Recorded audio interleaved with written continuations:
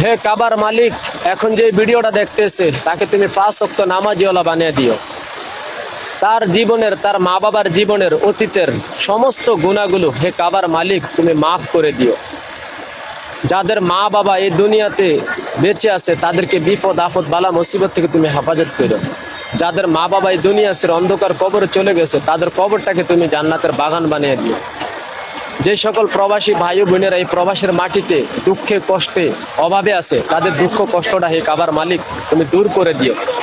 যে সকল প্রবাসী ভাই বোনেরা মনে বড় আশা নিয়ে প্রবাসের মাটিতে আসছে সে আশাগুলো তুমি পূরণ করে দিও।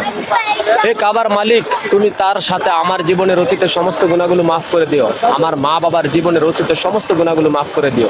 আমার বাবার কবরকে তুমি জান্নাতের বাগান বানিয়ে দিও। হে কাবার মালিক, যারা এই তোমার কাবা দেখার জন্য হাহাকার করতেছে তাদেরকে বাস্তবে দেখার একটু সুযোগ করে দিও। আমিন আমিন সুম্মা আমিন।